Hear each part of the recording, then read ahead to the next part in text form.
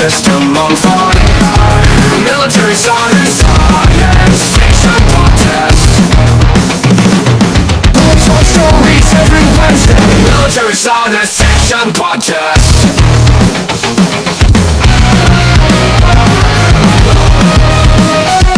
Discussion, interviews, reviews, and rants. Military science fiction podcast. Welcome to the Military Science Fiction Podcast. We are your hosts. I'm Jeffery H. Haskell, author of Grimm's War and a couple of superhero series. Rick Partlow is with us, the author of over 90 novels, mostly military sci-fi and space opera. And then there's James Aaron, author of many novels in the Aethon 13 universe. I said that right? Aethon 13? No. Aeon 14. Aeon 14. Aethon I had a new novel come out in June. Aeon 14.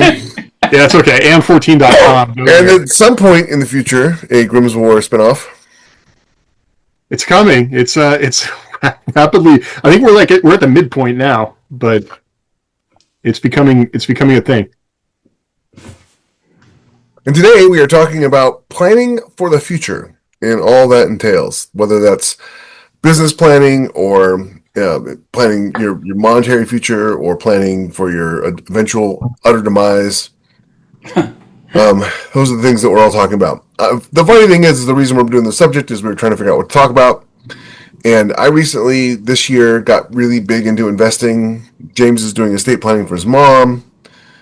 And For me, he's great at planning his future with his books. So it's just a match made in heaven. I know planning my future might be overstating things, but We're authors. We give the truth scope.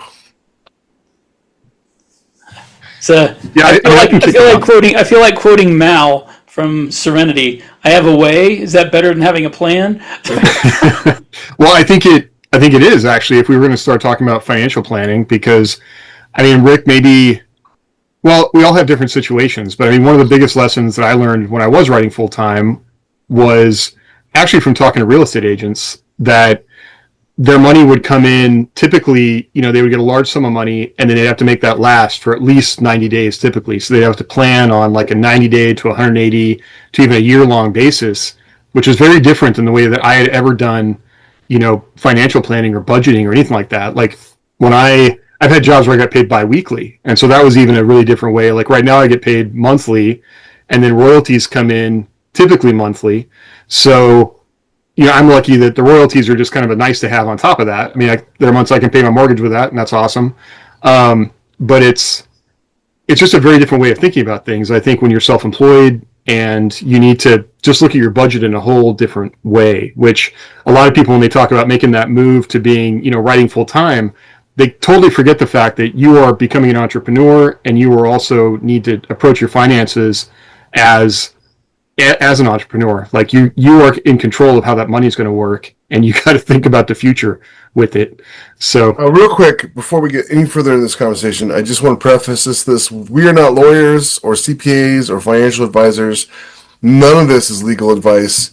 And well, I am a lawyer, so do your own research and figure these things out. And if they jive with what we're saying, by all means. Yeah, I think I am not a lawyer, but I do play one on TV. I am not a lawyer either, but I would hope that in us talking about this, it might spark your own questions, so you can then, go ask Gemini questions. Gemini will give you answers. Then you take those answers to Claude. Claude will say that Gemini is stupid, and then you take that to ChatGPT. And when you get to Grok will be like, "Well, they all have valid points." You're a dummy. Why are you even thinking about this? Grok tries so hard to stay neutral, it's painful sometimes. I mean, we did, my mom did just pass, which, we were fortunate that she, left us some things. And so I was able to just recently pay off a lot of debt. And so now I'm in a place where, like, I basically am moving forward from zero, where I can budget and save money, so that the plan I'm working on is that, is there a point in the future where I could leave my job and just go to writing full time, but then all the lessons I learned from when I was writing full time was like, where am I getting health insurance? How am I, what are the other ways that I'm managing my time? Because having a job also kind of helps you, Rick is like the outlier, I feel like, when it comes to discipline and writing, at least for me. There's I forget what law it is, but your work will fill to expand the time available, or the work will expand to fill the time available. And you're. It's like Hickman's law or something like that, where like if you have more time, you will find more work. Yeah. And as someone who's full-time writer, but also full-time dad and husband, I mean that's like 100% true. Becky and I work really hard to give me the writing time, and we still fail at it a lot. Where I'm just like, yeah, well, there's just too much to do today. I'll write tomorrow. Becomes really easy to say. Tomorrow, and it's really difficult too because you beat yourself Scarlett up. O'Hara said, is another day. Tomorrow is another day. Tomorrow does not exist yet. But when you're self-employed, at least me, I was always beating myself up that it's not like I could just clock out and be like, yep, I'm done. No, you're constantly beating yourself up about it. So that's one thing I always tell people, that was my biggest surprise for being self-employed, because I spent my whole life working for other people, and when you're self-employed, you're always on the clock. You're always working. You have an absolute prick for a boss and a lazy son of a gun for an employee. Employees are the worst. Yeah. How am I going to motivate this lazy employee? I'm a super coach. I can get this employee to What's funny is, like, you would think the money would be motivation, but I learned this working for corporations. Money is not a motivator. It never has been for anybody. People will tell you it is because they're terrible interpreters. They're excellent observers. They're just terrible interpreters. And people will say, oh, money motivates. Money doesn't motivate anybody. People who are really, really successful in business, it's not the money that got them there. It's the succeeding that got them there. They're motivated to succeed. I mean, if they were doing a kids' charity, they would still succeed, and they'd still work just as hard for no money. And the charity would probably make more money. Yeah.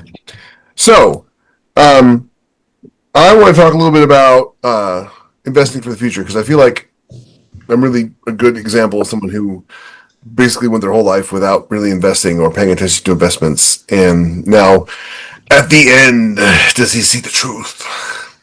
But it's never too late. And, it kind of dovetails nicely into what James is, able to talk about, which is, estate planning and stuff like that. I got into investing over the last couple of years because of my enormous tax bill. This is stupid. It's like, not only are you paying regular taxes, you're paying what's called the self-employment tax. And, I was under the impression that you could only write things off if you got more money, if you spent more money on your business than was the write-off amount, which I think is $24,000 or $28,000, something like that right now. So like you get like a standard deductions on your taxes. The standard deduction, it's hard to clear the standard deduction anymore. Well, when you're self-employed, and I didn't know this until this year, and I wish I'd known it sooner. When you're self-employed, you have two separate categories. You can take your standard deductions and write things off for your business. Oh yeah. I didn't know that. So I hope my tax accountant knows that. Well, if you clear, he doesn't, because you pay too much in taxes. Because otherwise, he would have told you. I mean, the problem with us being married, Jeff, is that you have, like, when you have dependents, it's hard to clear the standard deduction for that. But it's still really important to itemize everything, because when you do, itemize the personal stuff is what the standard deductions cover. And so there's no point in itemizing our personal stuff, because we're never going to spend more money that's a tax break than what's on our standard deductions. But when you're self-employed, and this is what the CPA taught me this year, is the self-employed expenses are different than the standard deductions expenses. So like when you're self-employed, there are things that you can write off even if you don't itemize your standard deductions. So you take the standard deductions, and then there are things. This is why it's important to work with an accountant who knows what they're doing. Right. And then there are things that you can deduct. So make sure you're getting all your deductions. And on top of that, the biggest single thing you can do is right now you can invest up to $8,000 a year in an IRA, not a Roth IRA, right. Just a regular traditional IRA, and that gives you a huge tax break, literally massive tax break.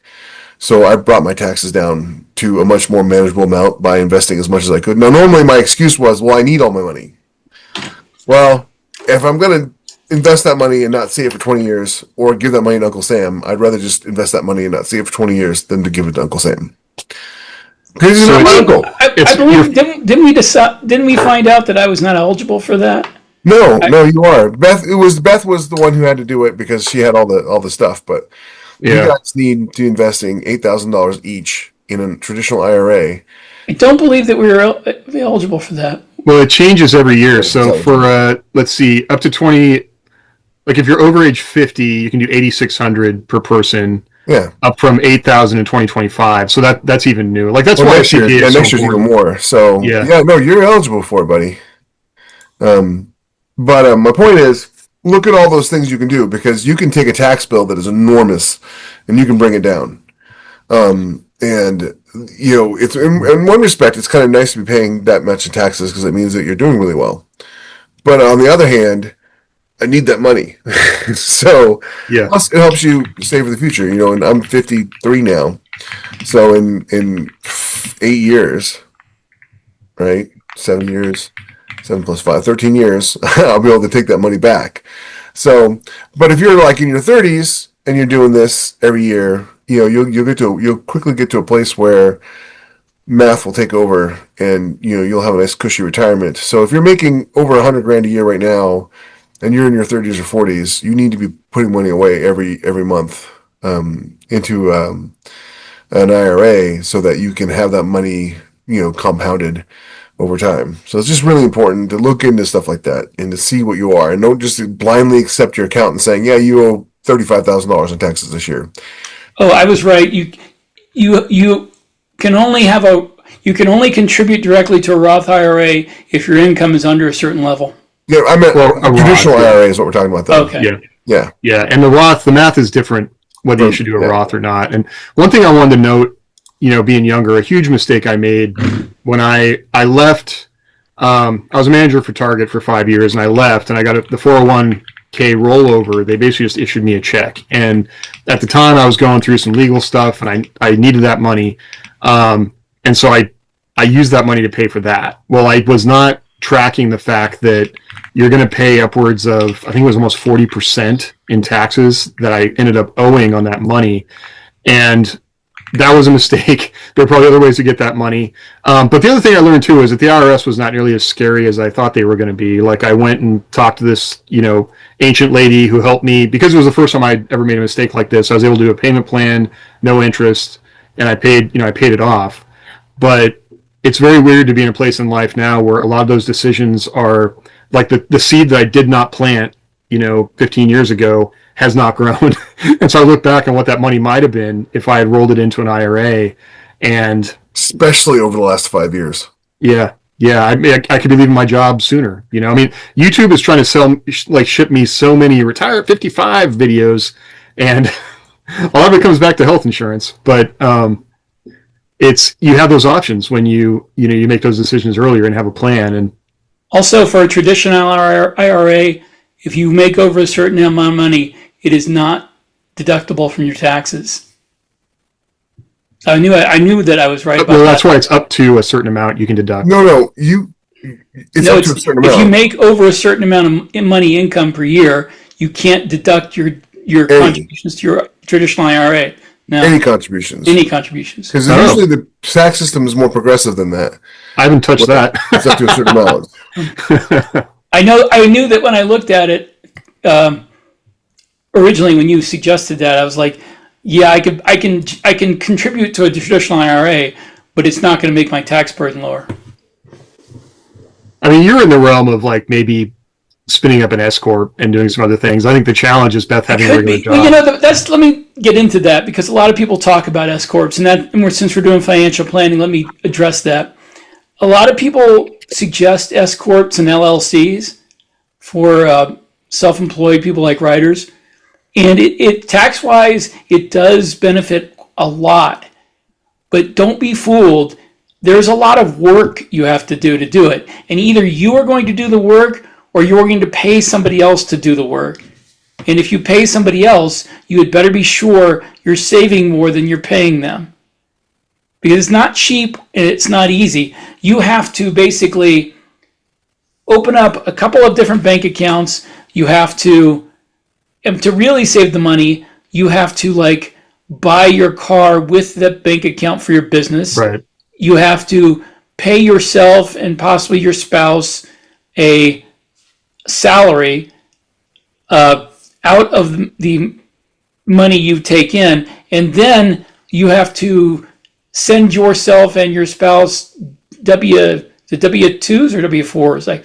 I can't keep track of it, but it's very complicated. Takes a lot of paperwork. Yeah, it takes does. a lot of you gotta pay yourself ability. monthly. You gotta pay for an accountant to do you do your own stuff. And I believe separate- you have to file income taxes separately, individually, as well as the one you do for your corporation. So it's not like, oh, I'm an S corp with an LLC, I'm just going to save money. No, you have to do lots of You have work. to be the S corp. Yeah, you have to do lots of work, Right. which is either going to take time away from the time you spend writing and marketing, which is a lot of time already, or you're going to have to pay somebody else to do it. And like I said, you should look into it and see how much that costs. Which just the one thing I wanted to mention, I think is tied into that, Rick, is like a lot of the people I see that are really successful at that, they have a spouse that has the time to devote to that. And if I could give anyone who is younger advice that I learned the hard way, is that the greatest financial decision or the greatest financial mistake you will ever make is your spouse or whoever it is that you choose to share finances with. Because I got married very young, and that cost me so much money across the course of my life, and we ended up getting divorced. So I'm really lucky now that getting divorced. Period is going to cost you money. Yeah, getting divorced. Period. So that is probably the single biggest financial mistake I've made in my life, and I don't pay for it anymore, but I paid for it for a long time. So it's really hard to have plans when those plans get turned upside down. Yeah, and that's something to think about too. If you are a writer, and if you're successful at it, I should say, because if you get divorced, not just the money you've made, but the money you're going to make in the future, she or she, whoever you divorced, is going to get part of that up until a certain point. There's no telling the judge, like, well, I wrote those books, because, listen, nobody believes that. Even if that's where it's a business, Even if you 100% wrote every word and never talked to your wife at all about your books, there are things that she did or he did to contribute to your success as a writer. So there's no like, oh, well, I wrote them. I've seen this clip on YouTube about this woman complaining about how the husband wanted half of her book money. And she's like, well, those are my books. I wrote them. Like, no, you didn't. I mean, like, yeah, you put the words on paper, but you didn't do it in a vacuum. It's a partnership. Yeah, divorce sucks. Don't get divorced. Yeah, divorced. I don't know. My 8-year-old keeps talking about wanting to, like, she and her little buddy want to get married, and I'm like, you can't get married until you're 30. Your brain's not done until you're 24 or 25. And now she keeps asking me about that. Why is my brain not done cooking? Well, you'll hear a ding when it's done. Exactly. There's a thing that pops out inside of your head. It comes from me. I say ding, and then you're done. Yep. So I think treating it like a business, the legal piece of it, which we're touching on, is something that hardly ever gets talked about. And that's also not to like scare people away, but especially when you start looking at contracts, when we're all fortunate that Athon actually has, a very author-friendly contract. Most contracts, I would say, are not author-friendly. I would say always approach that contract. And it is one thing that AI is useful for now. Like, I just like to take terms and conditions and feed them into an AI and see what it says about it when I can't read the whole stupid thing. You've agreed to give this publisher your kidney. Yeah. And if you were looking at a large sum of money, I mean, one of the challenges is that so many contracts now are, pay on royalties after publishing. So you have no clue how much money that contract might be worth. But if you're looking at an advance, if you're looking at anything that could be, in the realm of thousands of dollars, it could be worth it to go spend $100 and talk to a lawyer and just ask them to look at it and see if there's anything that jumps out at them. Because most publishers, they don't expect anybody to come back and have questions about the contract, but oftentimes they don't even read their own contracts. Like, oh yeah, that's boilerplate. I don't know why that's in there. Yeah, you can cross that out. I actually had that happen with Athon. I think one of the contracts they sent me had the wrong name on it. Mm-hmm. And, the answer I got was, oh, that's the placeholder. It'll be right when you sign it. And then the other one was, one thing a lot of people don't realize is it's a negotiation. Yeah. You may not get anything you ask for, but you can ask for it. So for me, it's cover. It's always cover approval. I've got to have cover approval, and also I need a clause in there that if you sell your company, you don't automatically get to keep my IP. So I asked for a Aethon is parking great, though. space in the Aethon building, and they gave it to me, so I think that was cool. It's like I just added a little thing where I get 10% of the gross the company makes every year that I'm published by them. Then they didn't notice. One thing I think is cool about Aethon is the contract is not for your IP. It's just for your books. So, they're not like, I was just actually talking to Steve about this the other day, where most traditional publishers are like, oh, great, give us your books. The IP is ours now. Have a nice day. We'll give you some money every once in a while. And both Aethon is just publishing the books. They get a piece of the books, and that's it. Everything else is ours. And increasingly, watch out for an AI contract, clause in there where it'll say they can train AI or they can use AI based on the work, and then they could retain that forever. It's in perpetuity basically. So, And this, the three of us mostly have experience with Aethon, although Jeff did get published by Amazon, so I'm sure they have their own kind of contract. But if you are signing a trad publishing contract, then definitely get it looked at, because there are some clauses in there. They'll tell you it's just standard, but if you still sign it, you at least need to know what's in it. They are a lot more trickier than companies like Aethon when it comes to throwing in little poison pills. Also, unfortunately, the bigger the company you work with, the less likely they are to change anything in their contract. So I was fortunate enough that when I got my deal with Recorded Books, that they adjusted some stuff in the contract. Like I wanted narrator approval. And they said yes, they gave me narrator approval, but they gave me a choice of 2 narrators to approve of. And so, but they were actually really great to work with. When I did the Wraith, I had a narrator in mind I'd heard, and I really wanted them to work with her, and they hadn't worked with her before, and they're like, well, we don't know if we can work with her or whatever. I'm like, well, can you try? Because she's perfect. And they did. They ended up getting her, which was great for her. It was great for me. I love the audio books of the Wraith, and that she put so much emotion into her work. It was awesome. Most of my experience with contracts that needed to be amended was magazines. So that would be, that's probably where you had the most leeway. But I think it's also hard because you're so excited to get published that the idea of leveraging, because if you're too much of a pain in the neck, what if they just don't want to work with you? And so you don't want to devalue what you did to the point that they don't want to publish it. But that's where you're always kind of over a barrel. It's difficult. So let me give you an example of what it looks like the bigger the company you go through. When I was published by Kindle Press, it was sign it or don't get published. And it was a fair contract. It wasn't like it wasn't fair, but it was sign it or don't get published. There was no negotiations on it at all. Mm-hmm. So, the bigger the company, the more likely that's how it's going to be. And also, at least when it comes to smaller companies, not like Tor, in them, but the leeway you have is going to be dependent on how much of an audience you already have. Right. If you're already successful, maybe you can ask for, some change in your contract, and they might say yes. Like Seth Ring or Shirtaloon or something like that ask for a change in their contract. Well, they'll say, yeah, what do you want?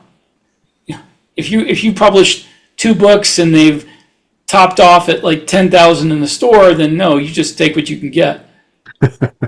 I would say, big things to understand when you look at the contract is how does it pay? Does it get paid quarterly?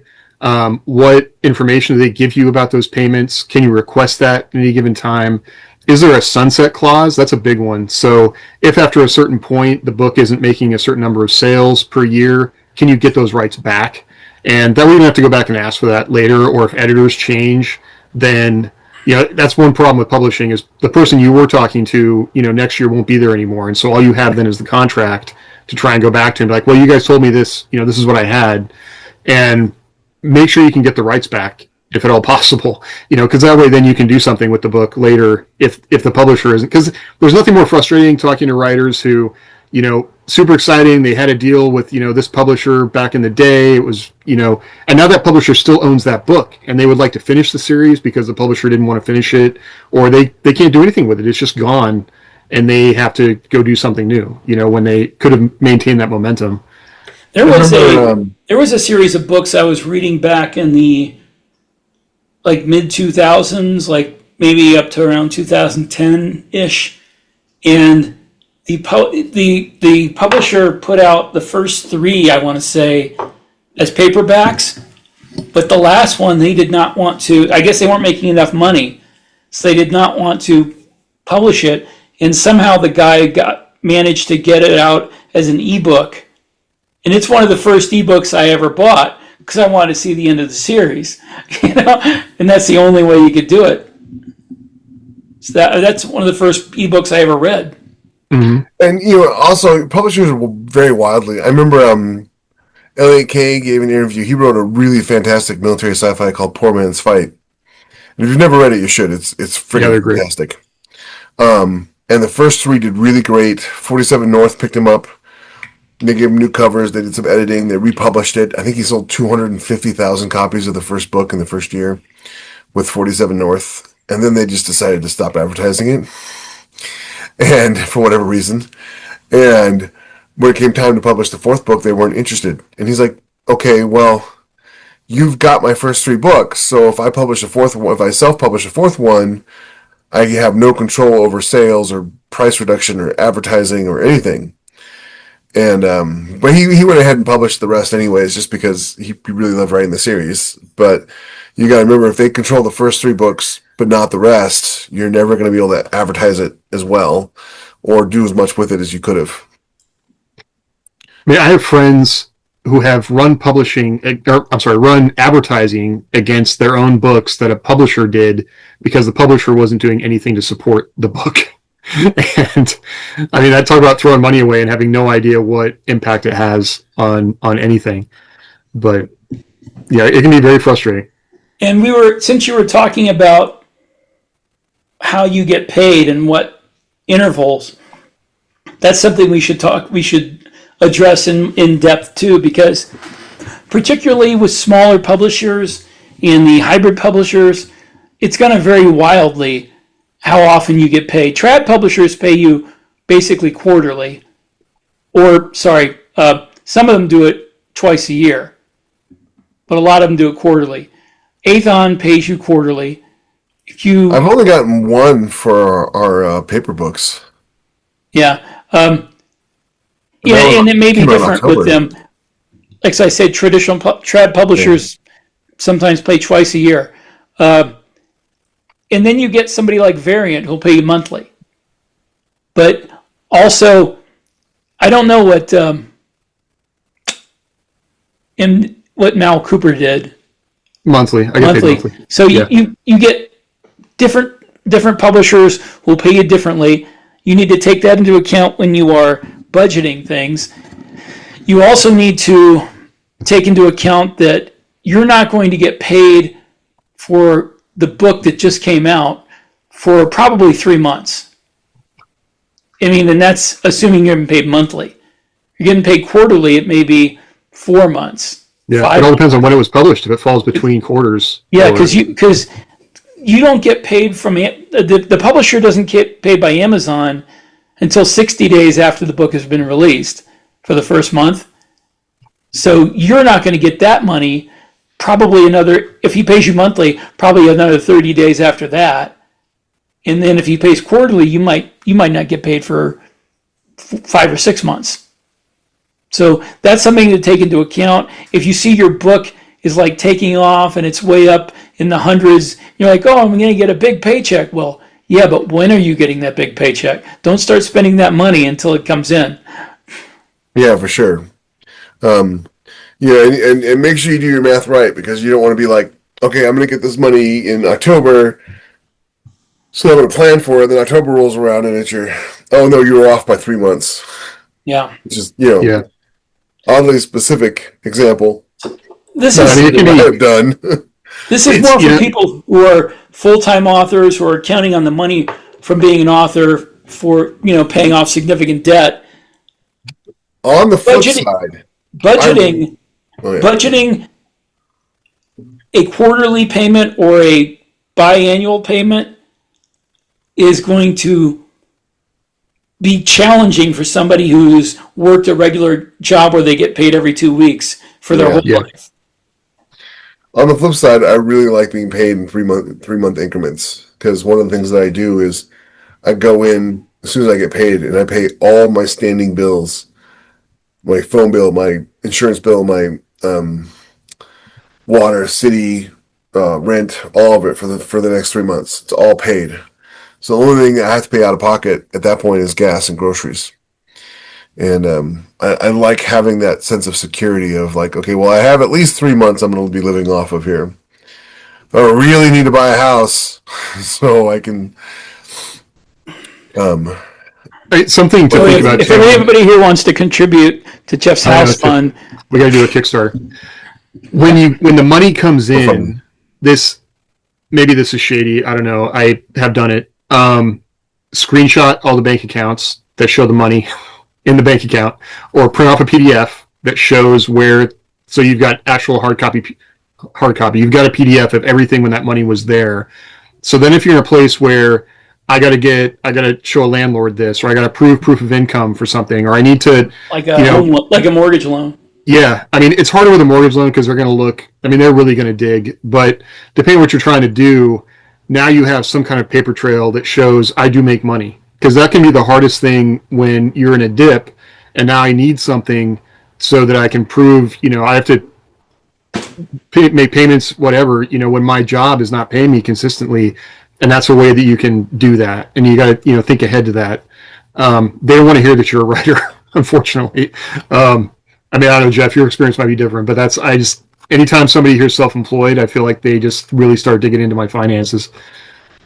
No, that's been my experience too. That when you're self-employed, they don't just want proof of income; they want your last 3 years of tax returns, and they want. Right. And I'm just like, and they come up with all these excuses. This is renting, anyways. They come up with all these excuses why they can't rent to you all of a sudden. The positive thing about having bought a house is that when you sell it and buy the new house, the lender is a lot more lenient about all the documentation they want. Because when we bought our first house, it was like trying to get a top secret security clearance, you Right. know. And I had to show receipts for everything, going back forever. Now, the second house we bought was nowhere near as bad. In this house, it was like nothing. We did everything electronically. I never had to mail anything into anybody. It was very, very easy. So if you are getting your first house, though, it's a huge pain in the butt. But I imagine it would be a huge pain in the butt trying to show your income as a self-employed writer. Not nearly as bad if you have a house you're selling that can pay a substantial part of the house you're buying. Yeah, and that's a lot of the lending market and housing market is geared toward people buying for the second time or more, and not the first time. The first time is just which is funny because in 2010 when the housing market crashed, I mean, all I heard about was people who got home loans without social security numbers, and I'm like, Right. Oh, that was I 2008. can't open a bank account without a social security number. How'd you get a home loan? I thought that was 2008. Yeah. Something when it comes to budgeting that I did when I was self-employed that I still do now, but I've moved to Monarch, which is a much more in-depth budgeting app. But something I learned when I started the distillery was basically I managed my budget as a runway. So I knew how much money I had on a given month, how much money was coming in, where the bills were, and then that would float to the next, whatever was left would go to the next month. And that was the runway. And so when I could tell immediately, like, which month I have 6 months to make money, or I need to go find a job. And, or you establish like a red line on your savings that it drops below $20,000. I have to get a job now because I'm not making enough money. And I can share it in the Discord if this is like anybody would, benefit from that Excel doc, but that's basically what it would show. And then I could see the budget for the whole year. And then I could also see the trend in my royalties. And that is the thing about wooden pen press, Mal Cooper's press, and Variant getting paid monthly made that a lot easier. But then I could also drop in when I got a quarterly payment, and then the runway bumps up a little bit, and okay, I've got 3 more months. Cool. I need to keep making money. But it's very easy then to also see kind of the way the money works now, where you have, I think of it as like layers of leaves, right? Like you've written a book, it does really well, and then it settles down, and there'll be a certain consistent amount of sales on that book going forward. And then you publish a new one, and the same thing happens. And so slowly those layers do build up. I mean, they will compress over time as, a book lives or dies. But there's always going to be a spike when you publish, the new thing, and then it settles down until you publish the next thing and the next thing. And the goal would be that that's an engine that keeps, making more money as it goes. But that's the fight that everybody's struggling with, is how do I get that one to take off and, have a life of its own. But when you budget that way across the whole year, you can see how much you have, and then what is, at least for me, that was the thing I was always stressed out about. What, I have a family, so when is the point where I need to start figuring out how to make more money? And so that's a way that I track that for the whole year. And I want that. Yeah, put that in Discord. I'd love to see that. Yeah, I'll do that. Sounds Also, awesome. bear in mind that there is a reason that most writers that we encounter are people who have one or more pensions or retirements. Yeah. Or spouse. Yeah. Or spouse. It's not a consistent living. I've had years where I've made some really good money really quickly, and then I've had years where it's like, hey, you got to figure out how to live off of half of what you normally live off of. And all of it's better than being working for somebody else, in my opinion. Even the hard years. Like I've talked about, it's kind of a trap when you have an okay job. Even the 20 plus hours a year I spend on the phone trying to deal with healthcare, it's still worth it. I'm still dealing with healthcare. I don't know if I told you guys that the government screwed up the birth date for Amelia, and so we were on the hook for all the birth expenses. And I finally got them to fix it a year and a month after she was born. And now I had to spend time on the call with insurance so that they would do an exemption because they don't have to pay out after a year. And I finally got them to agree, and Select Health's been really great about that. And then the hospital's like, well, we're not going to bill it out because they won't pay it, and we're not going to waste our time billing it out. You're going to have to either have it go to collections or pay it. And I'm like, no, but they said they would. It's just been like one thing after another. Even with all that, absolutely would rather do this than work for somebody else. I mean, that's another number that I've been learning a lot about lately with the ACA and trying to buy insurance on the marketplace. Adjusted gross income. It's MAGI, and I can't remember what the M stands for, but basically, depending on where your money comes from, it could be taxable or non-taxable, and that you can have $1 million in the bank, and if you're pulling money out in the right way, it doesn't hit your adjusted gross income, and you modified adjusted gross income. Modified adjusted, yeah, and then you will qualify for subsidies. But if you pull that money out in the wrong way, and it looks like you're a millionaire, you're going to pay $2,000 a month for health insurance. So that's definitely something to dig into. Yeah, that's the one thing that totally sucks about being self-employed is health insurance, because no matter how much money you're willing to pay, you cannot get the insurance the coverage you get from being on a health plan with their company. You can't. You're not eligible for it. It's not good. It's not good health insurance. Yeah. You can pay all the money you want. It's not good health insurance. And the state of Oregon had better insurance than what I could buy. It was better for me to be under, figure out how to be under the whatever it is, 3 times the poverty level. If I made less than $60,000 a year, then we got the state insurance because Oregon's an expanded state, and it was way better than anything I could buy. Which was unfortunate. It punishes people in the middle. Is that I'm in the middle. They don't want. Every year they're like, oh, your kids need to be on Medicaid, so go to the state. And the state's like, you don't qualify for Medicaid. And they don't qualify for being on my insurance plan. So it's like, okay, well, now I have to pay stupid amounts of money because nobody wants to insure us. So it's just, that's the one thing I hate about.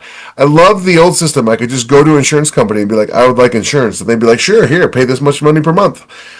You have insurance, And at one point, back in 2007, when we were self-employed, I was paying $700 a month for 4 of us to have insurance, and it was a lot. But it was really good insurance. It covered everything. I didn't pay out of pocket for anything. Well, That's not even an option anymore. I never had to do insurance by myself before, but my wife's work insurance, which is better than anything I could get, Yeah. has always been the best. And the coverage used to be so much better. It used to be that our deductible was incredibly small and we could go anywhere and get anything covered. And then after the Affordable Care Act was passed, suddenly our deductible was much higher, and the doctors we could go to were much more limited. But it's still better getting it through her work. She works technically part time, but she's still eligible for health care through them, and it's better than anything I can get. Yeah. Unfortunately, it's just insurance is the one aspect of being self-employed that really sucks. Yeah. I mean, if you have any, like my family has some chronic health conditions, so like that's a big part of working as well. So yeah, I don't know. I'm your example of trying to, if you got to find a job to cover those things and then figure out how to write. We got the whole gamut here of folks that you can talk to. We're almost out of time, so maybe the last thing I did want to touch on was still. Actually, we have 10 more minutes than you think. We have 10 more minutes. This is true. I just had a 2-hour meeting with an estate planner yesterday talking about kind of what our plan might look like. And it did bring up a lot of questions. Like, I don't want to get into like what my solutions might be, but things for you to think about if you have contracts is really get into what the sunset clauses are in those contracts, and then who will they belong to? If the time comes where if you were to pass first and they went to your spouse, your wife or husband, and then do they know how to contact anybody at the publisher to talk about that? Like, if that money is getting sent to, I mean, we did talk a lot about bank accounts and setting up a trust to make sure that those, everybody has access that needs it to the right account. Because if it goes through probate, you're going to get locked out of that account until it's cleared. So if you have royalty payments going into accounts that you can't get access to, you can't even find out anything about those accounts. You can't talk, if you don't have the right power of attorney, you can't talk to the publisher about it. Would it go to probate if it's just your spouse, though? Well, if they're on the account, then you're okay because it would just pass to you. But if you have a separate business account, if you have an LLC and S corp, yeah. I mean, my wife and I. That's a good idea. Besides writing a will, is write down contact information for all your publishers for your spouse. I mean, I was in a place because I left my distillery business when my wife and I first met, and my credit was in the toilet. It was the point where actually it was very embarrassing to me because we were going to move in together, and we were going to get a shared bank account at her credit union so that we could just write checks out of that account. Even at that time, I had like a 600 credit score, which is not the worst, but they wouldn't approve me. And so that was humbling.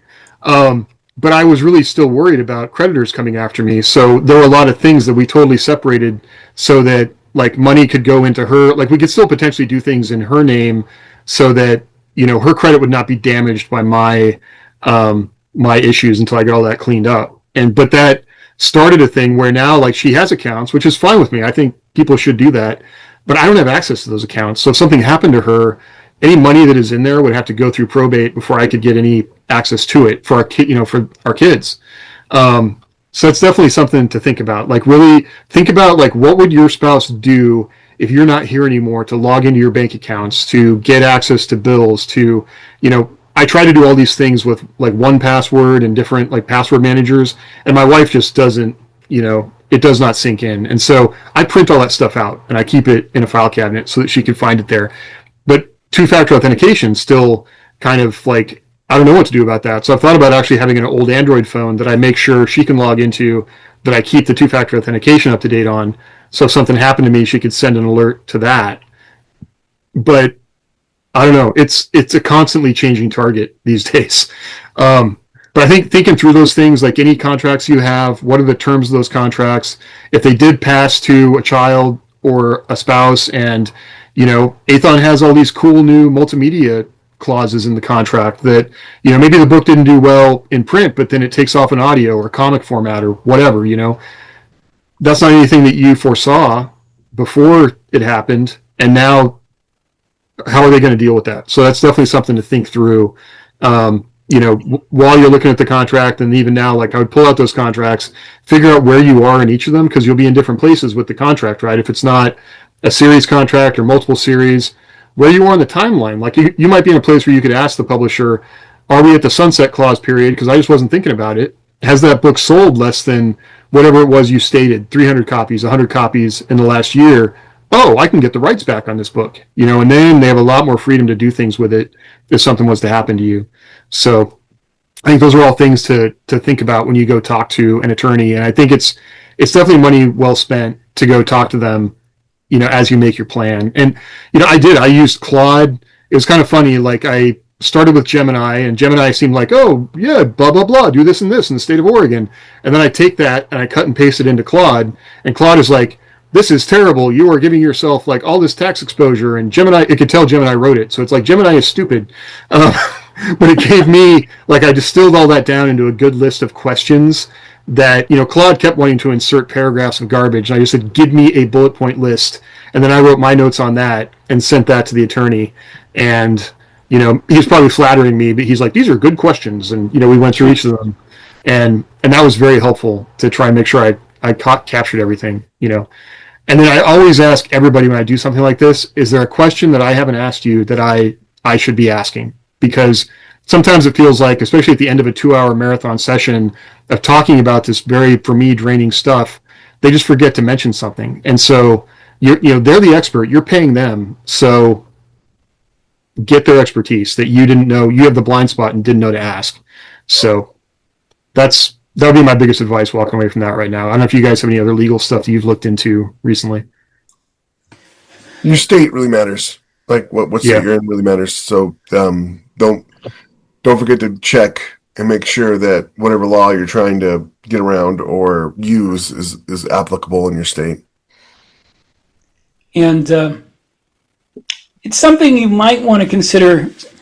I mean, it depends on how much money you're making, but it's something you might want to consider discussing with your publisher about what happens if you pass away.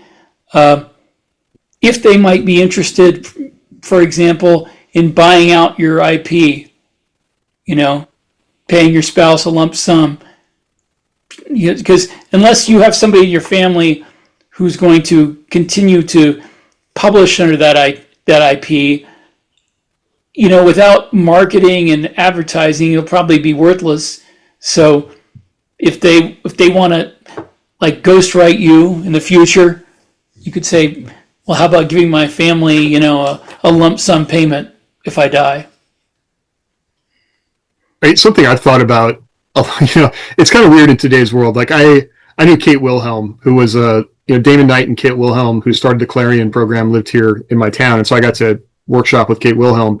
And so she had papers, she was a person who'd been writing forever. And she donated her papers to the University of Oregon's archives. And so, Rick, who has 100 novels, like, is there a local university that would like to have your papers or your files? And what might that look like? Like, we live in a digital world now. So what does that even look like if I'm going to donate my drafts and papers, to a university? There could be a community college out there that really wants my stuff. So, but that's a thing. Or, I don't know. I remember seeing, like, there's a writer from the 60s I like, R.A. Lafferty. He mostly wrote short stories, but I saw that all of his like IP was on sale once for like $60,000, and I wasn't sitting on $60,000 to buy it, but I'm like, man, what if I could do that? So yeah, setting up those things, like even just having a discussion with your family about how they would even do that. Like, where do they find it? Who has the contracts? Otherwise it's just gone. It just goes into the ether, and the publisher will certainly keep that stuff if they can and if they want to. In the world of AI, like 10 years down the road, we could resurrect Rick Partlow and, make him an AI avatar, and we'll find some way to make money on that. So, because you want to talk to Rick, don't you? I do. I mean, I'll pay $10 a month for that. So there could be money to be made that we're not even thinking of. Most people pay me $10 a month to not talk to them. I would pay you $100. No. Well, I mean, Rick Partlow coaching. I mean, $20 is $20. Exactly, man. Same as in town. But I'm glad Jeff has not heard that joke. No, I've heard that joke. I was in the army after all. I guess my point is that we're just in this weird time where once something exists, it feels like it will be dredged up out of an AI somewhere and somebody will find a way to make money at it. So we're science fiction writers. Imagine ways that people could do this. You guys seen that? I haven't seen one in a while, but there was that horrific ad there for a while about like digitally scanning in your grandma. Yeah. Oh, yeah. It's talked to her after she was dead. And it was just like, this is horrible. This is a horror story. I mean, what's going on here? That's not a horror story. It's sad. It's a sad story. People will be traumatized forever. Like basically, except it was like dies. It was like they were giving it to their in the advertisement. Anyways, they're kind of giving it to their grandkids to raise them. You know what I mean? Like coming home, the kids coming home to tell grandma about this thing. Grandma is dead. You know, like there's. As long as you're not keeping her body in the bedroom, I don't think it's a horror story. Episode, I'm pretty sure. I mean, then grandma's AI will be copying the kids. Because here's the thing that I have always... Like, wouldn't it be cool to be able to talk to your kid when they were 4 and 5 and 6? But even then, you think about it, like, what that would do to your kid. Like, they never get to... Like, we don't have to deal with that, right? Like, I barely have photos of when I was, younger than 15, even. And our kids are growing up in a world that...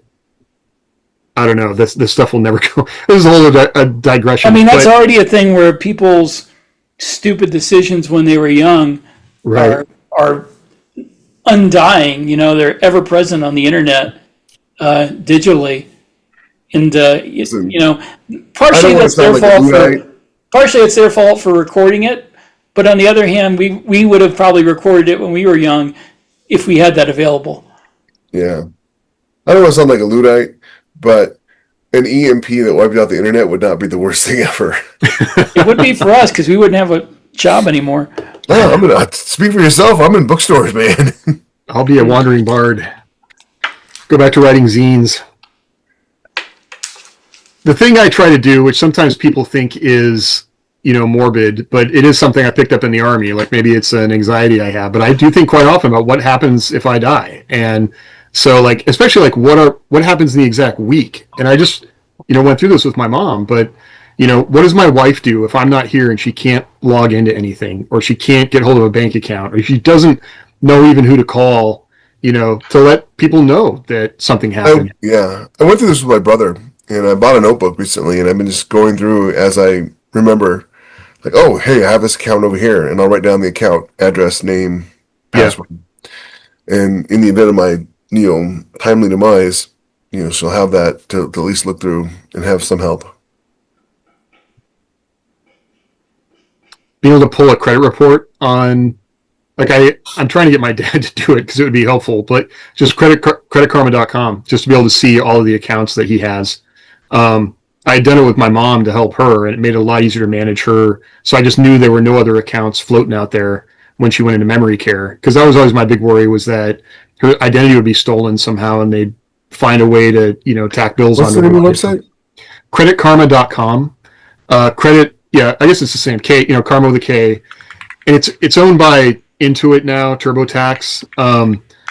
But it basically ties together the 3 reporting agencies. And then, the thing to know about Credit Karma is it's basically like the world's best financial data harvesting site. But it does give you, I think there's some value there that you can get, because it will list your credit report. You can see if there's any outstanding things that might be hitting your credit report that you aren't aware of. And Experian, like all the reporting agencies are kind of trying to pull this away from them now.